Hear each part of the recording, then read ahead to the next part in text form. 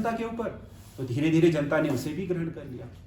समझ गया ना। तो इस तरीके से हिंदी कई चरणों से गुजरने के दौरान क्या उसमें बाहर से चीजें आती रही और वो ग्रहण करती रही। समझ गया ना। अब आप सामान्य रूप से जब कहीं जाते हो, कोई आपसे पूछता है कहाँ जा रहे हो, आप बोलते हो कि क्या मैं चिकित्सालय जा रहा हूँ, बोलते हो। हिंदी तो यही होनी चाहिए थी, लेकिन आप क्या बोलते हो, मैं अस्पताल जा रहा हूँ, या आप क्या बोलते हो, मैं हॉस्पिटल जा रहा हूँ, ऐसा बोलते हो ना। तो अब आप बोल तो हिंदी ही रहे हो, लेकिन हॉस्पिटल या अस्पताल शब्द हिंदी में कितना रच बस गया है बताओ, कि हमें हिंदी का ही लगता है। समझ गया ना। बहुत सारे लोगों को तो ये पता नहीं होगा कि वकील की हिंदी क्या होती है। समझ गया ना। आपसे कोई कहेगा कि मैं तो वकील के पास जा रहा हूँ, कोई कहता है मैं अधिवक्ता के पास जा रहा हूँ, नहीं कहता है ना, तो वकील के पास जाता हूँ, बोलता है या नहीं। समझ गया ना। तो आप सोच लीजिए यहाँ तक, समझ गया ना, कि नमक भी शब्द आपका नहीं, आपका तो लवण शब्द है हिंदी का, लेकिन आप लवण शब्द का प्रयोग कितना करते हो। अगर आप अपने घर में कहोगे अपनी मम्मी से कि आज लवण कम हो गए हैं इसमें, तो डंडा खाओगे, खाओगे या नहीं, सीधी सी बात है। समझ रहे हो। क्योंकि उस चीज को वो क्या, वो भी प्रयोग नहीं कर रहे थे, तो उन्हें कुछ अनोखा लगेगा कि पता नहीं क्या जो बोल रहा है आज। समझ रहे हो। तो कुल मिलाकर के क्या हमारी हिंदी भाषा में विदेशी शब्द ऐसे रच बस गए कि हमें लगता है कि हिंदी के ही। तो स्रोत बताएगा कि आए कहाँ से। संस्कृत से आए जो हमारी मूल भाषा है, समझ गया ना, या फिर किसी बाहरी उससे आए, या फिर आंतरिक अज्ञात स्रोतों से आए। समझ गया ना। हमारी स्थानीय भाषा से, जैसे हम उत्तराखंड में छोटी जो नदियां हैं उन्हें गाढ़ बोलते हैं ना, तो हमारा स्थानीय शब्द है। अब आपने कहा कि इस साल गाढ़ में पानी कम है, बोल तो हिंदी रहे हो, लेकिन नदी की जगह कौन सा शब्द आ गया है, गाढ़। तो ये देसी शब्द होगा या नहीं होगा बताओ। समझ रहे हो। कुछ ऐसे अज्ञात शब्द भी आए, तो हमें ये जानना कि ये शब्दों का स्रोत क्या है। समझ गया ना। तो ये हमें बताएगा स्रोत, क्या क्या बताएगा, तत्सम, तद्भव, देसी, विदेशी और संकर। क्योंकि कुछ मिक्स भी तो है, कुछ शब्द क्या है, एक भाषा, एक हिस्सा उसका एक भाषा का है, दूसरा हिस्सा, जैसे रेलगाड़ी है, रेल क्या है, अंग्रेजी का शब्द है, गाड़ी किसका है, भारतीय, तो वो संकर हो गया। समझ गया ना। जैसे आपने कहा क्या, पान दान, समझ गया ना, पान हिंदी का शब्द है, दान फारसी का शब्द है। समझ रहे हो।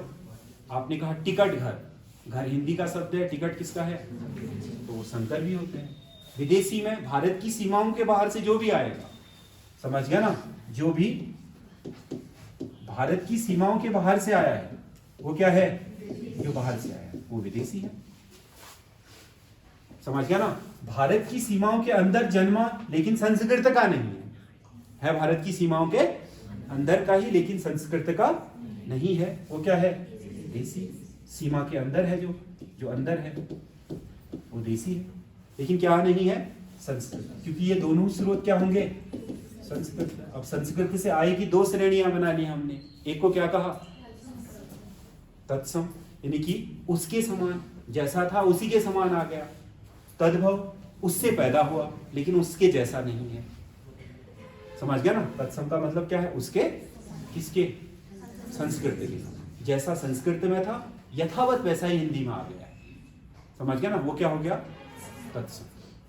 और जो संस्कृत से पैदा तो हुआ है लेकिन अपना रूप बदल करके आए, जैसे अग्नि की जगह आग कह रहे हो, आम्र की जगह आम कह रहे हो, अक्षी की जगह आग कह रहे हो। समझ गया ना। तो अपने रूप बदल करके आए, वो क्या है, समझ गया ना। अब स्रोत क्या होंगे, यही तो होंगे, इसके अलावा कोई स्रोत हो सकते हैं बताओ। या तो आपकी मूल भाषा, हिंदी की मूल क्या है, संस्कृत, क्योंकि हिंदी जितने भी चरणों में गुजरी है उसका जड़ कहाँ है, संस्कृत में ही है ना। और आज लिपि भी हम कौन सी वाली उपयोग कर रहे हैं, संस्कृत ही कर रहे हैं। समझ गया ना।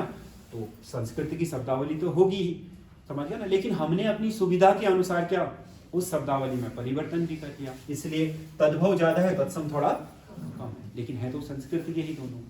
ठीक है। उसके बाद क्या है, क्या है, देसी का मतलब यह है कि जो संस्कृत का नहीं है लेकिन आपके देश के अंदर का है, जिसके लिए आपने किसी भी तरह का क्या, कोई एक, जिसका कोई क्लासिफिकेशन नहीं किया है।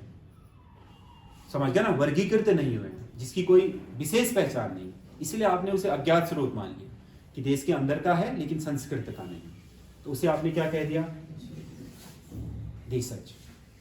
ठीक है। और जो भारत की सीमाओं से बाहर से आए उसे हमने एक श्रेणी दे दी, कौन सी, विदेशी वाली। ठीक है। जो एक इस भाषा का है, एक इस भाषा से मिलकर के बना है, समझ गया ना, उसे हमने क्या कहा, क्या कहा, संकर। इसके अलावा 5, 1, 2, 3, 4 और 5 के अलावा स्रोत कोई छठा नहीं होगा, क्योंकि छठा जो भी आप करोगे इनमें से किसी में आ जाएगा। क्योंकि आप कहोगे, मान लो आपने कहा नेपाली, क्या हो जाएगा, विदेशी। क्या हो जाएगा, विदेशी।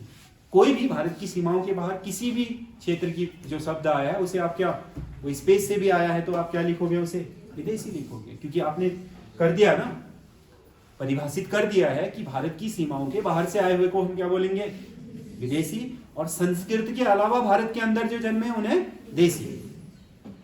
समझ गया ना। और संस्कृत में 2 भाग बना दिए, एक को तत्सम बोलेंगे, एक को तद्भव। जो संस्कृत से यथावत आ गए हैं उन्हें क्या बोलेंगे, तत्सम। और जो संस्कृत में से बदलाव करते हुए आए हैं उन्हें क्या बोलेंगे, तद्भव। ठीक है। तो कुछ शब्द आपके क्या होते हैं, योगरूढ़ शब्द होते हैं, मतलब 2 शब्दों के योग से बनते हैं, तो लेकिन उनमें दोनों शब्द अलग अलग भाषाओं के होते हैं तो उन्हें संकर कहते हैं। ठीक है। तो सीधी सी बात ये है। ठीक है। तो जब भी हम शब्द के इस स्वरूप में हम शब्द को समझना चाहेंगे, स्रोत के शब्द में, उस संदर्भ में, तो हमारे पास कितनी चीजें होंगी, 5 चीजें होंगी। समझ गया ना। तत्सम, तद्भव, देशी, विदेशी और संकर। ठीक। एक शब्द को पहचानने का तरीका यह है कि शब्द आया कहां से। ठीक है। दूसरा, शब्द बना कैसे है,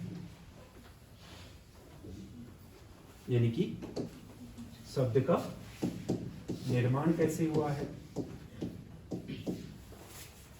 ठीक है। कोई भी शब्द 3 तरीके से निर्मित होता है। ठीक है। मुख्य रूप से तो 2 ही हैं, लेकिन हम कितने में कर लेते हैं, 3। समझ गया ना। या तो क्या होगा, रूढ़। क्या होगा, रूढ़। ठीक है। या क्या होगा, यौगिक। या क्या होगा, योग रूढ़। कोई भी शब्द 3 तरीके से बन सकता है निर्माण। अब रूढ़ शब्द का अर्थ जानते हो क्या होता है। एक वैसे बोलते हैं ना, ये व्यक्ति रूढ़िवादी है। क्या बोलते हैं, ये व्यक्ति रूढ़िवादी है। समझ गया ना। तो इसका मतलब क्या होता है, जो परंपराओं से हटता नहीं, यानी कि जिसमें अपनी चीजों को लेकर के शुद्धता है, मिलावट नहीं, उसी को तो हम रूढ़िवादी बोलेंगे। या क्या कहते हैं उसको, लकीर का फकीर बोलते हैं। समझ गया ना। जो अपने एक ही उस पर चलता है। समझ गया ना। रूढ़ का मतलब ऐसा जो शुद्ध हो, जिसमें किसी भी तरह की मिलावट। समझ गया ना। यानी कि ऐसे शब्द जो क्या है, एकल। क्या है, एकल। ठीक है। जैसे आपने कहा फूल, फूल। ठीक। ये एकल शब्द है, इसकी पहचान क्या है, इसे तोड़ो पता चल जाएगा। तोड़ोगे तो क्या हो जाएगा, निरर्थक। अगर इसमें 2 शब्द होते तो तोड़ते तो दोनों अलग अलग हो जाते और अपना अपना अर्थ देते। शब्द की परिभाषा क्या पड़ी, जिसका कोई सार्थक अर्थ, मतलब ऐसी इकाई जो सार्थक हो, उसी को तो शब्द बोलेंगे। समझ गया ना। अगर मैं इसको तोड़ दूं और इसको बना दूं फू और लो, ना ये अर्थ रह जाएगा ना इसका अर्थ रह जाएगा। समझ गया ना। अगर इसी को मैंने लिखा होता क्या, फूल दान। ठीक, फूल दान। समझ रहे हो। तो इसको जब मैं तोड़ता तो इसमें से फूल अलग, दान अलग। दान का अपना अर्थ होता है, फूल का अपना अर्थ। टूटे ना दोनों, तोड़ने के बाद भी दोनों के अपने अपने अर्थ रहे। इसका मतलब ये यौगिक था। क्या था, ऐसे शब्द जो एक से अधिक शब्दों के योग से बने, दो या दो से जो भी अधिक हो, समझ गया ना, एकल नहीं हो। जो एकल होंगे वो क्या होंगे, रूढ़ शब्द। ठीक है, जैसे आपने लिखा पति, क्या लिखा, पति, और यहां पर लिखा आपने सेना, क्या लिखा है, सेना। इसको तोड़ो, क्या लिखा आपने, से धन ना, ठीक है ना, इसका अर्थ ना इसका अर्थ, निरर्थक हो गया ना शब्द, और ना पौ का अर्थ ना टीका। तो इसका मतलब ये शब्द क्या है, रूढ़। ये शब्द क्या है, रूढ़। अब इनको जोड़ दो, आपने एक शब्द बनाया सेनापति, क्या शब्द बनाया, सेनापति। ठीक है, अगर इनको तोड़ दोगे क्या होगा, सेना अलग पति अलग, दोनों का अर्थ है या नहीं है। इसका मतलब ऐसे शब्द जिनको तोड़ने के बाद भी दोनों हिस्से अपना अर्थ रखते हैं उन्हें क्या बोलते हैं, क्योंकि वो बने ही दो शब्दों से हैं, समझ गया ना। जो एक ही शब्द से बना है उसे ही तोड़ दोगे शब्द रहेगा ही नहीं, वो कैसा होगा, रूढ़, यानी कि जिसके साथ आप क्या तोड़फोड़ नहीं कर सकते, तोड़फोड़ करोगे तो खत्म हो जाएगा। और यौगिक शब्द का मतलब क्या, यौगिक शब्द का मतलब क्या है, हाँ, यौगिक शब्द का मतलब है जो जुड़ा। आप विज्ञान में पढ़ते थे, समझ गया ना, यौगिक किन्हें बोलते थे, ऐसे पदार्थ जो दो या दो से अधिक तत्वों के मिश्रण से बनते हैं, यौगिक उसी को बोलते हैं ना। तो यहाँ भी यौगिक का मतलब वही है, जब दो या दो से अधिक शब्दों के योग से बनाओगे तो वो क्या होगा, यौगिक होगा, समझ गया ना। अब योग रूढ़ क्या है फिर, योग रूढ़, अब दोनों शब्द आ रहे हैं, यौगिक से योग ले लिया है, रूढ़ से रूढ़ ले लिया है, बताओ,